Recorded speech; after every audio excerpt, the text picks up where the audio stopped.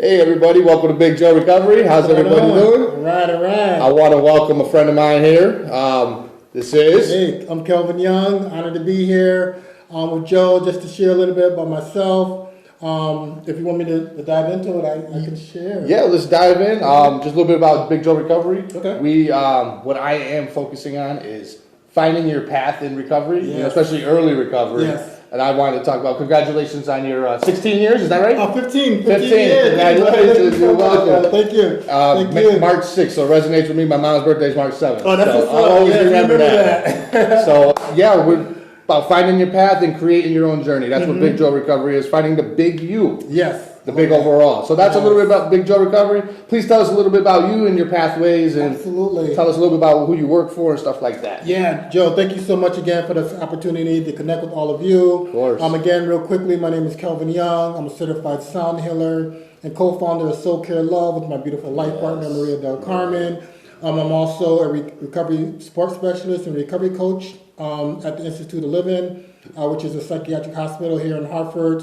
It's part of Hartford Healthcare, where I work with men and women that's dealing with mental health addiction and the trauma issues, and I help them to create a life that works best for them. I'm also the co-founder of Toivo, which is the peer-run holistic healing center here in Hartford, Connecticut, where people that's in or seeking recovery can learn different holistic healing modalities such as yoga, meditation, sound healing, qigong, and other mind-body practices. But most importantly for me, as you know, Joe, I'm a person that's in long-term recovery, which means I haven't used alcohol or any other drug to deal with my own mental and emotional distress since March 6, 2009. I'm also a formerly incarcerated individual. And it was in prison that I learned about recovery. I learned about these holistic healing modalities that really saved my life. And it's a passion to share with other people that's going through similar lived experience like myself. That's awesome. That's amazing. Thank you, brother. That's a lot. You're a busy man. No, that's for sure.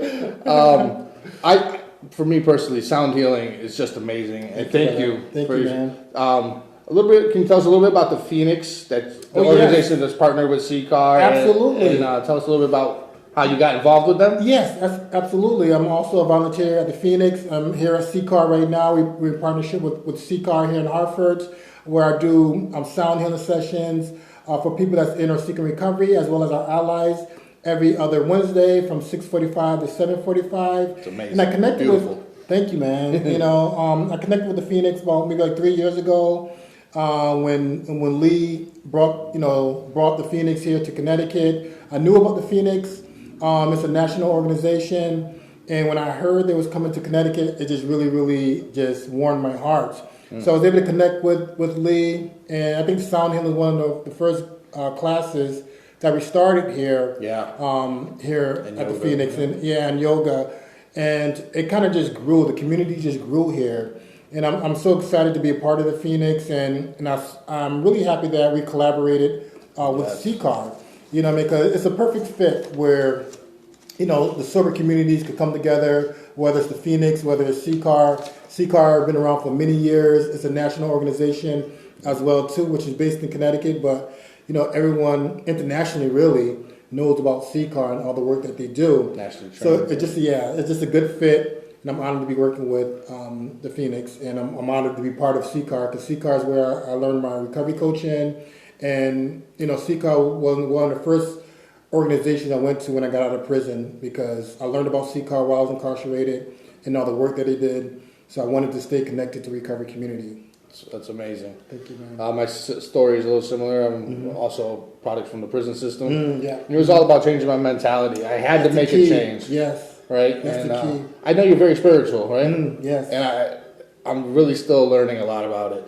But I even have here a list of the 12 spiritual principles. Yes, okay. And which one resonates most to you? We have courage, honesty, patience, humility, brotherly love. I love that, 'cause that's embracing every other person that walks through these doors. That's right. I think that's key. And with the sound healing, it's just, for me, I knew it was something I was going to love, and I was willing to try it. Yes, and it gives me, I guess, more hope and faith, right? Yeah, more hope and faith. And every time I leave your session, I feel rejuvenated, even though it's like almost 8 o'clock at night, but I'm ready to go, you know what I'm saying? But, yes. What, what works most for you? What in your early stages? Because I'm more geared towards the newcomer. Yeah. And trying to give them that hope and strength. Yep. And new ways of living life, clean, Yeah. productively. What most can you tell somebody out there that may need to hear something that worked for you in the beginning of your recovery? Tell. Yeah, absolutely, Joe. I think one of the things you gotta know is understand your relationship to alcohol and other drugs, and really explore that with curiosity, not with judgment, not with all these different things. Even though might be a lot of challenges that you might be facing under the influence of alcohol and other drugs, but really sit down with yourself and really explore with curiosity, with openness, your relationship to alcohol and other drugs. If it's working, or if it's not working, chances are, if you're getting arrested, or going through a lot of challenges and struggles and difficulties in your life, chances are it's not working for you no more. So that's when you got to be radically honest with ourselves and really understand, okay, this is no longer working for me.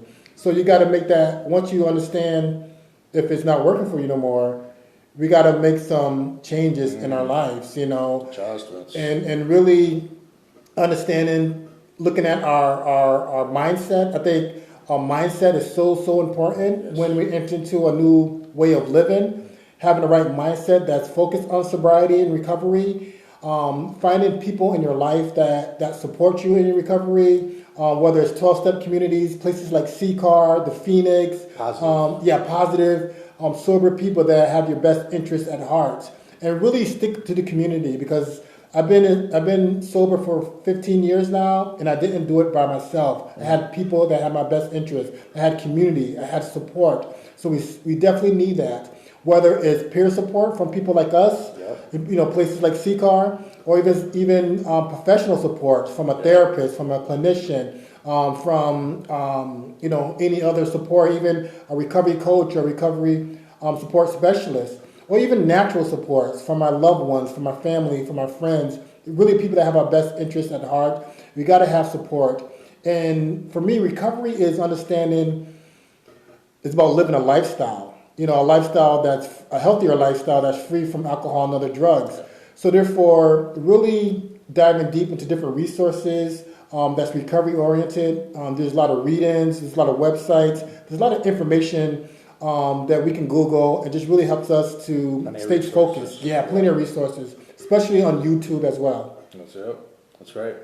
Well, thank you, Kelvin. Absolutely.